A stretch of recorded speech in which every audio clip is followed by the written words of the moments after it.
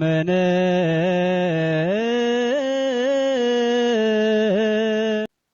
በስመ አብ ወወልድ ወመንፈስ ቅዱስ አሐዱ አምላክ አሜን። ክርስቶስ ተንሥአ እሙታን በዐቢይ ኃይል ወሥልጣን አሰሮ ለሰይጣን አግዓዞ ለአዳም ሰላም እምይእዜሰ ኮነ ፍስሐ ወሰላም። ውድ የእግዚአብሔር ቤተሰቦች የእናታችን የእመቤታችን የቅድስት ድንግል ማርያም የአስራት የቃል ኪዳን ልጆች የቅዱሳን የጻድቃን የሰማዕታት እንዲሁም የቅዱስ መስቀል ወዳጆች በልዑል እግዚአብሔር ፍጹም ሰላምታ እንደምን አላችሁ? አሜን። እግዚአብሔር አምላካችን ስም የተመሰገነ ይሁን። ዛሬ ከባለፈው ሳምንት የቀጠለ ክፍለ ጊዜ ነው የሚኖረን። የምታስታውሱት ከሆነ የዛሬ ሳምንት ምስጢረ ሥላሴን ጀምረን ነበርና በነበረን ቪዲዮም የቅድስት ሥላሴን ሶስትነትና ወይም የእግዚአብሔርን ሶስትነትና አንድነት አይተናል። ሶስትነቱን በጥልቀት ለማሳየት ሞክሬ ነበረ። አንድነቱንም ተናግሬ አልፌያለሁ እና በዛሬ ቪዲዮ ምንድነው የሚኖረን? አንድነትና ሶስትነቱን እንከልሳለን። በሁለተኛ ደረጃ ደግሞ የመጽሐፍ ቅዱስ ማስረጃዎችን ስለ ቅድስት ሥላሴ የሚናገሩ የመጽሐፍ ቅዱስ ማስረጃዎችን እናያለን፣ ከብሉይ ኪዳንም ከአዲስ ኪዳንም ማለት ነው። በመጨረሻም ደግሞ የተፈጥሮ አስረጂ ምሳሌዎችን እናያለን ማለት ነው። ለምሳሌ በፀሐይ የምስጢረ ሥላሴን ልንመስል እንችላለን። በፀሐይ በተለያዩ ነገሮች ልንመስል እንችላለን እና እነሱንም እናያለን ማለት ነው። አብራችሁን ቆዩ። አመነ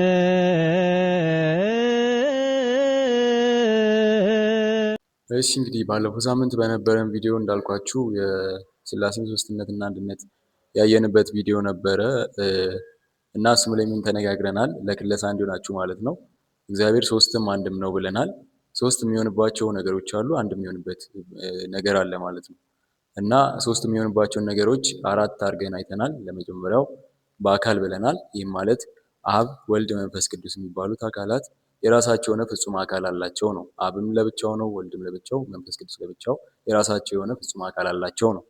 እሱን አይተናል። ሁለተኛ በስም ነው። አሁን ስናገርም እንደሰማችሁት አብ፣ ወልድ፣ መንፈስ ቅዱስ እያልኩ እየተናገርኩ ነበር እና አብም የራሱ ስም አለው፣ ወልድም መንፈስ ቅዱስም ተብለው እንደዚህ የራሳቸው ስም አላቸው ማለት ነው ሶስቱ አካላት። በግብር ስንል ደግሞ ምንድነው ስራቸው ነው። ለምሳሌ አብ ይወልዳል፣ ያሰርጻል። ያሰርጻል ማለት ያስወጣል ነው። ለምሳሌ ያወጣል። ለምሳሌ ምን አይተናል? አብ ይወልዳል ስንል ወልድን እንደሚወልድ አይተናል። የአብ አባቱ ነው እንላለን የወልድና የአብ ግብሩ ምንድነው ማለት ነው? መውለድ። መንፈስ ቅዱስን ደግሞ ማስረጽ ወይም ማውጣት ነው ማለት ነው። የወልድ ግብሩ ደግሞ መወለድ ነው። ከአብ መወለድ ግብሩ ነው። የመንፈስ ቅዱስ ግብሩ ደግሞ መስረጽ ነው ማለት ነው። ከአብ መውጣት ነው ማለት ነው። ግብራቸው ይሄ ነው። ሶስት የሚያደርጋቸው ባህሪ ነው። አራተኛው ደግሞ በኩነት ነው። ኩነት ማለት መሆን ነው እና አብ ልብ ነው ብለን ተናግረናል። ወልድ ደግሞ ቃል ነው። መንፈስ ቅዱስ እስትንፋስ ነው ብለን ተናግረናል። ምን ምሳሌ አንስተናል? ለምሳሌ እግዚአብሔር ብዬ ስጣራ ወይም ስናገር ወይም ደግሞ የሆነ መኪና በመንገድ ሲያልፍ ሳምንት ላይ ያስረዷችሁ ምሳሌ እሱ መሰለኝ። የሆነ መኪና በአስፋልት ሲያልፍ አየሁት እና መጀመሪያ አየሁት፣ ከዛ ልቤ ያስባል ነው። ልቤ ያስባል ስለ መኪናው እያለፈ እንደሆነ ልቤ ያስባል። ከዛም በኋላ ከጎኔ ጓደኛዬ ካለ መኪናው እያለፈ ነው ብዬ ብናገረው ቃሌ ወጥቷል ማለት በቃሌ ተናግሬያለሁ። እዛ እስትንፋስ ያግዞኝ ነው ያ ነገር እንዲወጣ የሆነው አይደል? እስትንፋስ ማለት ህይወት ነው። እስትንፋስ ያለው ሰው በህይወት አለ እንላለን እና በልባችን ማሰባችን ልብ ብለን የገለጽነው አብ ነው አይደል? በአብ ልብነት ወልድና መንፈስ ቅዱስ ያስባሉ ነው። በወልድ ቃልነት ደግሞ ይናገራሉ። አሁን ለጓደኛዬ ስናገር መኪናው እያለፈ ነው ብዬ ስነግረው ከልቤ አውጥቼ ነው አስቤ እየነገርኩት ነው ለጓደኛዬ እና በወልድ ቃልነት ደግሞ አብና መንፈስ ቅዱስ ይናገራሉ ብለን እናገራለን። በመንፈስ ቅዱስ እስትንፋስ ወይም ደግሞ ህይወትነት ደግሞ አብና ወልድ ጸንተው ይኖራሉ ብለን እናገራለን እና እስትንፋስ ከሌለ ቃልም ከሌለ ልብም ከሌለ አይኖርም ነው ኮንሰፕቱ ማለት ነው። ስለዚህ ሶስቱ ተደጋግፈው ነው በአንድነት ያሉት ማለት ነው።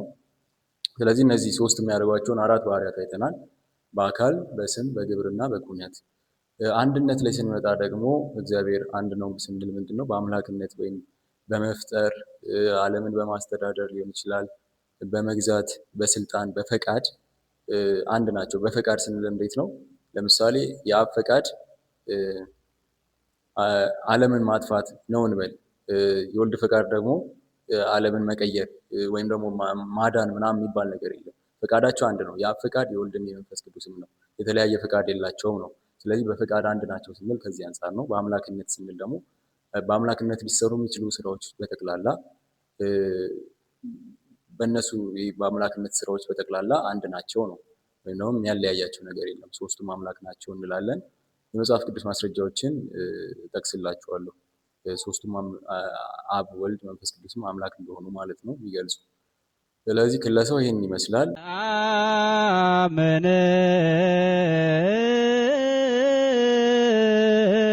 እሺ ወደ ሁለተኛው ሀሳብ ስንገባ ደግሞ ምን ብያችኋለሁ? የመጽሐፍ ቅዱስ ማስረጃዎች ወይም ምስጢረ ሥላሴን የሚያስረዱን የመጽሐፍ ቅዱስ ማስረጃዎች ይኖራሉ እና እነሱን ከብሉይ ኪዳን ከአዲስ ኪዳን እያጣቀስን እናያለን ማለት ነው። ሶስትነቱና አንድነቱን የሚገልጹ ማለት ነው። እነሱን ስናይ ግልጽ ይሆንልናል። ትምህርታችንም መጽሐፍ ቅዱስን የያዘ እንደሆነ በዚሁ ትረዳላችሁ ማለት ነው። ቀጥታ ወደ ማብራሪያው እንገባለን። እሺ በመጀመሪያ ከብሉይ ኪዳን ጥቅሶችን ጀምር። በብሉይ ኪዳን ከነበሩ ጥቅሶች ወይም ከተጻፉ ማለት ነው። የመጀመሪያው ዘፍጥረት 1:26 ወይም ኦሪት ዘፍጥረት ምዕራፍ 1 ቁጥር 26 ላይ ያለውን ቃል ብናይ እግዚአብሔር ሰውን ለመፍጠር ሲነሳ ማለት ነው ሰውን በመልካችን እንደ ምሳሌያችን እንፍጠር እያለ ይናገራል እና እንደዚህ ብሎ ሲናገር ከአንድ በላይ የሆኑ አካላት እንዳሉ እርግጥ ነው አይደል? እንፍጠር የሚላቸው መላእክትን ሊሆን አይችልም። ምክንያቱም መላእክት መፍጠር ስለማይችሉ ሌሎች ፍጥረታትም በዛን ጊዜ አልነበሩም እና ሲጀምር ከአምላክ ውጪ መፍጠር የሚችል አካል የለም እና ከአንድ በላይ አካላት እንዳሉ ይናገራል ማለት ነው። እንፍጠር ሲል ደግሞ በአንድነት ነው። ስለዚህ መፍጠር ደግሞ አንድ እንደሚያደርጋቸው እዚህ ጥቅስ ላይ ማየት ይቻላል። ሌላው ዘፍጥረት 11 ቁጥር 6 ላይ የምናገኘው ቃል አለ። እሱ ምንድነው? ባቢሎናውያን ግንብ ገንብተው እግዚአብሔርን ሊወጉ ተነሱና ሊደርሱበት ማለት ነው። እግዚአብሔርን ግንብ ገንብተው ሊደርሱበት ግንብ ሲሰሩ እግዚአብሔር ኑ እንውረድ ቋንቋቸውን እንደባልቀው የሚል አይነት ቃል ያነሳልና እሱም ላይ ምንድነው ኑ እንውረድ ነው እያለ ያለው። እዚህም ላይ እንግዲህ ከአንድ በላይ አካላት እንዳሉ ይናገራል ማለት ነው። እና እንዴት ነው ሁለት ይሁን ሶስት ይሁን አራት ይሁን የምናውቀው የሚል አይነት ጥያቄ ደግሞ ሊያስነሳብን ይችላል። እና ከእሱ አንጻር ደግሞ ሁለት ጥቅሶችን ልጥቀስላቸው። የመጀመሪያው የነቢዩ የቅዱስ ዳዊት መዝሙር ምዕራፍ 32 ቁጥር 5 ላይ የምናገኘው ቃል አለ። ቃሉም እንደዚህ ይላል፣ በእግዚአብሔር ቸርነት ምድርን ሞላች፣ በእግዚአብሔር ቃል ሰማዮች ጸኑ፣ ሰራዊቶቻቸውም በአፉ እስትንፋስ ይላልና ሶስቱን አሁን ልብ፣ ቃል፣ እስትንፋስ ብለን የተናገርናቸውን በዚህ መንገድ ይዘረዝረዋል ማለት ነው። ሞር ደግሞ በደንብ በግልጽ አድርጎ የሚናገረው ጥቅስ ምንድን ነው? የትንቢተ ኢሳይያስ ምዕራፍ 6 ቁጥር 3 ላይ ያለ ቃል አለ። ቅዱስ ቅዱስ ቅዱስ እግዚአብሔር የሰራዊት ጌታ እያለ የሚያነሳው ጥቅስ አለና እሱም እንግዲህ ቅዱስ ቅዱስ ቅዱስ የሰራዊት ጌታ ነው እያለ ያለው እግዚአብሔርን ማለት ነው። ሶስት ጊዜ ቅዱስ ቅዱስ ቅዱስ ማለቱ እንግዲህ የተናገርናቸውን ቅድም ዘፍጥረት 1 ላይም ሆነ ዘፍጥረት 11 ላይ ያነሳናቸውን ኑ እንፍጠር ኑ እንውረድ ሲል የነበረውም በሶስት አካል እዚህ ጋር ቅዱስ ቅዱስ ቅዱስ እያሉ ሲያመሰግኑም ለሶስት አካል እንደሆነ ግልጽ አድርጎ ያሳያል ማለት ነው። ሶስትነቱን በዚህ መንገድ ካየን አንድነቱን የሚገልጽ ደግሞ አንድ ጥቅስ ልስጣችሁ። ዘዳግም ምዕራፍ 6 ቁጥር 4 ላይ እስራኤል ሆይ ስማ እግዚአብሔር አምላካችን አንድ እግዚአብሔር ነው የሚል ቃል አለ። ስለዚህ አንድነቱን በዚህ መንገድ ማየት ይቻላል። ሶስትነቱንም እንደዚህ አይተናል ማለት ነው። ሌላው ደግሞ የአዲስ ኪዳን ማስረጃዎች ላይ ስንመጣ የመጀመሪያ የምናገኘው ምንድነው? ማቴዎስ 3:16 ወይም የማቴዎስ ወንጌል ምዕራፍ 3 ቁጥር 16 ያለውን ቃል እናገኛለን። እሱም ምንድነው? የጌታችን ጥምቀትን የሚታይበት ፓርት ነው ክፍል ነውና እሱ ላይ ጌታችን መድኃኒታችን ኢየሱስ ክርስቶስ በቅዱስ ዮሐንስ እጅ ሲጠመቅ በእርግብ አምሳል መንፈስ ቅዱስ ሲወርድ እንዲሁም ደግሞ ከሰማይ ሆኖ አብ የምወደው ልጄ ይህ ነው እርሱን ስሙት የሚል ቃል መጥቶ ነበር እና አብን በአካል ወልድን በእርግብ አምሳል አብን በድምፁ የምወደው ልጄ ነው በሚለው ቃል ሲናገር ሰምተናል፣ አይተናል። ሁለተኛ ደግሞ ወልድን በአካል ሲጠመቅ መንፈስ ቅዱስን ደግሞ በእርግብ አምሳል ወርዶ በትከሻው ሲቀመጥ ሶስቱን አካላት በዚህ መንገድ አግኝተናል ማለት ነው።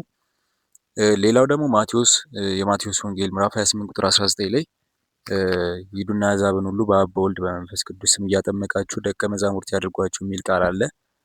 እሱንም ቃል ደግሞ ይዘን ሶስት አካል እንዳለው መናገር ይቻላል። ሌላኛው የሉቃስ ወንጌል ምዕራፍ 1 ቁጥር 35 ላይ የምናገኘው ቃል አለ። እሱም ምንድነው? መንፈስ ቅዱስ በአንቺ ላይ ይመጣል፣ የልዑል ኃይልም ይጸልልሻል። ስለዚህ ከአንቺ የሚወለደው ቅዱስ የእግዚአብሔር ልጅ ይባላል እያለ ይናገራል እና መንፈስ ቅዱስን አንስቷል። የልዑል ኃይል ይጸልልሻል ብሏታል፣ አብን ማለት ነው። ወልድን ደግሞ ከአንቺ የሚወለደው ብሎ ገልጾታል እና ሶስቱን አካል በዚህ መንገድም ማየት ይቻላል ማለት ነው። አንድነቱን ያው ዘዳግም ላይ እንዳየነው ነው። ሌላው ደግሞ ማንሳት ያለብኝ ጉዳይ ምንድን ነው? ሶስቱም አምላክ አምላክ አምላክ ተብለው ይጠራሉ። ይህም ማለት አብ አምላክ ነው፣ ወልድም አምላክ ነው፣ መንፈስ ቅዱስም አምላክ ነው ብሎ ተብለው ማለት ነው። ነገር ግን እንደዚህ ተብለው ስለተጠሩ ሶስት አምላክ ተብለው ነው የሚጠሩት የሚል አይነት ጥያቄ ያስነሳልና ከእሱም አንጻር ምላሽ ይሰጥበታለሁ። ነገር ግን አሁን ምንን የመሰላችሁ አብ አምላክ ነው፣ ወልድም አምላክ ነው፣ መንፈስ ቅዱስም አምላክ ነው የሚሉ ጥቅሶችን ወይም የሚያሳዩ ጥቅሶችን ከመጽሐፍ ቅዱስ እኔ የመጀመሪያው አብ አምላክ እንደሆነ የሚናገሩ ጥቅሶች ሁለተኛ ጴጥሮስ ምዕራፍ 1 ቁጥር 17፣ ዮሐንስ 17 ቁጥር 3፣ ዮሐንስ 3 16 ላይ ማግኘት ይቻላል። ሌላው ወልድ አምላክ እንደሆነ የሚናገሩ ጥቅሶች ዮሐንስ 1 3 ላይ ቃል ነበረ፣ ቃልም እግዚአብሔር ነበረ የሚል ቃል አለና እሱን ማየት ይቻላል። ሌላው ዕብራውያን 1 8 ላይ ራሱ አብ አምላክ ሆይ እያለ ሲጠራው እናያለን። ወልድን ማለት ነው፣ ለልጁ እያለ ነው እንደሚናገረው። ሌላው ደግሞ ሮሜ 9:5 ላይ በግልጽ ይላል አምላክ የሚለውን ቃል ለወልድ ሲሰጠው ማለት ነው፣ በግልጽ ማየት ይቻላል። ሌላው መንፈስ ቅዱስን አምላክ እንደሆነ የሚናገር ጥቅስ ምን ላይ እናገኛለን? የሐዋርያት ስራ ምዕራፍ 5 ቁጥር 3 ላይ ሐናንያና ሰጴራ የሚባሉ ባልና ሚስት ነበሩና ሀብታቸውን ሸጠው በሐዋርያት እግር ስር ያስቀምጡ ነበር፣ ሌሎችም ባለሀብቶች ማለት ነው። ነገር ግን እነዚህ ሐናንያና ሰጲራ የሚባሉት ሀብታቸውን ግማሹን ነበረ ደብቀው ማለት ነው ያመጡት። ከዛም በኋላ ሐዋርያው ቅዱስ ጴጥሮስ ምንድን ነው ያደረገው? አውቆባቸው መንፈስ ቅዱስን ታታልላለህ ወይ አለው ማለት ነው። ሐናንያን ሰውን ሳይሆን ያታለልከው መንፈስ ቅዱስን ነው፣ እግዚአብሔርን ነው ያዋሸው ብሎ ይናገራል ማለት ነው። እዛው ላይ መንፈስ ቅዱስን ታታልላለህ ካለው በኋላ ቁጥር 4 ላይ ደግሞ እግዚአብሔርን ዋሸ እንጂ ምናምን ብሎ ይናገረዋል ማለት ነው። እዚህ ጋር መንፈስ ቅዱስና እግዚአብሔርን ያመሳስላል ማለት ነው። ስለዚህ በዚህ ጥቅስ መንፈስ ቅዱስ እግዚአብሔር እንደሆነ ማየት ይቻላል። ሌላ አንደኛ ቆሮንቶስ ምዕራፍ 6 ቁጥር 20ንም እንደ ተጨማሪ ማየት ይቻላል። ሌሎችም ይኖራሉ። ለጊዜው ግን ያስኩት እነዚህን ነው። እስቲ እዚህ ጋር አሁን ያየነውን አብም አምላክ ነው፣ ወልድም አምላክ ነው፣ መንፈስ ቅዱስም አምላክ ነው የሚለውን ነገር እስቲ በሰውኛ ምሳሌ በመጣልኝ ሰውኛ ምሳሌ እስቲ እንየው። ያው የሰውኛ ምሳሌ ሕጸጽ ይኖርበታል። ነገር ግን እንዲገባን በቀላሉ ለማድረግ ስለሚጠቅም እንየው እስቲ። አሁን እዚህ ጋር ምን ብለናል? ሶስቱም አምላክ ተብሎ ይጠራሉ ብለናል አይደል? ነገር ግን አምላክነታቸው አንድ ነው፣ ወይም ደግሞ ሶስት አምላክ አለ ተብሎ አይነገርም ብለናል። እና እስቲ አንድ ምሳሌ ምሳሌው ምን ሊሆን ይችላል? ሶስት ሰዎች አሉ እና የጋራ የሚያደርጋቸው ደግሞ አንድ ቤት አለን በል። የሶስቱም የሆነ ቤት ወይም ሼር አድርገው የገዙት ቤት አለን በል እና ስማቸው አበበ ከበደና ጫላ ቢባሉ እነዚህ አበበ ከበደና ጫላ የተባሉ ሰዎች አንድ ቤት አላቸው። ቤቱ የሶስቱም ነው እና አበበን የሚያክሰው ይህ የአበበ ቤት ነው ብሎ ይናገራል። ከበደን የሚያክሰው ደግሞ ይህ የከበደ ቤት ነው ብሎ ይናገራል። ጫላን የሚያክሰው ደግሞ ይህ የጫላ ቤት ነው ብሎ ሊናገር ይችላል። እና የሶስቱም የቤቱ ባለቤት ተብለው ይጠራሉ። ቤቱ ግን አንድ ነው አይደል? እና እዚህ ጋም ሶስቱም አምላክ ተብለው ሶስቱም አካላት ማለት ነው አምላክ ተብለው ቢጠሩም አምላክነታቸው ግን አንድ ነው። ሶስት አምላክነት የለም ማለት ነው። ስለዚህ በዚህ መንገድም ማየት ይቻላል። እሺ ይህን ይመስላል እንግዲህ የመጽሐፍ ቅዱስ ማስረጃዎች በዚህ መልክ ይታያሉ ማለት ነው። የተለያዩ ብዙ ማስረጃዎች ይኖራሉ። ያው ቀለል አድርጌ በዚህ መንገድ አቅርቤዋለሁ ማለት ነው። ያው የዛሬው ቪዲዮ ደግሞ የመጨረሻው ኮንሰፕት ወይም የሚያስኩት ሀሳብ ምንድን ነው? የተፈጥሮ አስረጃዎች ወይም ደግሞ ተፈጥሮ ላይ የምናውቃቸው ምስጢረ ሥላሴን ለማስረዳት የሚያገለግሉን ነገሮች ይኖራሉ እና እነሱን ወደ ማየት ነው የሚሄደው። ለዛሬ 3 ማስረጃዎች ወይም አስረጂ ምሳሌዎችን ነው ይዤ የመጣሁት። የመጀመሪያው ፀሐይ ነው። ፀሐይን ምናልባት ቅዳሴ ማርያምን አስቀድሳችሁ የምታውቁ ሰዎች አብ ፀሐይ ነው፣ ወልድ ፀሐይ ነው፣ መንፈስ ቅዱስ ፀሐይ ነው፣ በብርሃኑ ጸዳል ጨለማ የራቀበት አንድ የጠዋት ፀሐይ ነው ምናምን እያሉ ቀሳውስቱ ወይም ቀዳሽ ቄስ ሲያነብ ሰምታችሁ ይሆናል እና ፀሐይን እንደ አንድ ማስረጃ እናነሳታለን። ከምን አንጻር ነው? ፀሐይ አንድ ፀሐይ ሆና ሳለ ምን አላት? ክበብ አላት። ክበብ ማለት የክብነቷ ማለት ነው። ክበብ አላት። ሁለተኛ ነገር ሙቀት አላት። ሶስተኛ ነገር ምን አላት? ብርሃን አላት። እና ሶስት የተለያዩ ነገሮች ቢኖሯትም እቺን ፀሐይ ሶስት ፀሐይ አንላትም። ሶስት አካል የተለያዩ አካላት ቢኖራትም ማለት ነው። ክበቡ አላት፣ ብርሃን አላት፣ ሙቀቱ አላት ማለት ነው። ስለዚህ ሶስት የተለያዩ አካላት ቢኖራትም አንድ ፀሐይ እያለን እንጠራታለን። ይህም እንደ የቅድስት ሥላሴን ወይም ሚስጥረ ሥላሴን ለመረዳት እንደ አንድ የተፈጥሮ ማስረጃ አድርገን ልንይዘው እንችላለን። ሁለተኛው ደግሞ እሳትን መውሰድ እንችላለን። እሳትም የራሱ የሆኑ ሶስት አካላት ይኖሩታል። አንደኛው አካሉ ነው፣ የእሳት አካል የምናየው አካል ማለት ነው። ሁለተኛው ሙቀቱ ነው። እሳት የራሱ የሆነ ሙቀት አለው አይደለ? ስንጠጋው የሚያቃጥልን ማለት ነው፣ ሙቀት ስላለው ነው።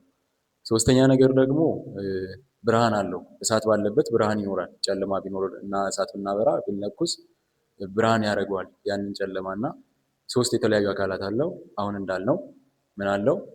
ሙቀት አለው፣ ብርሃን አለው እና አካል አለው እና ሶስት አካል የተለያዩ አካላት ቢኖሩትም አንድ እሳት ነው ወይም እሳት ብለን ነው የምንጠራው እንጂ ሶስት እሳቶች አንለውም እና ሚስጥረ ሥላሴን እንደዛ ይገለጻል ማለት ነው። ወይም ደግሞ ሚስጥረ ሥላሴን ለመግለጽ ይህን አንድ የተፈጥሮ ማስረጃ መውሰድ እንችላለን። ሶስተኛው ደግሞ እንቁላልም እንደ ማስረጃ ወይም እንደ ምሳሌ ሆኖ ይታያል።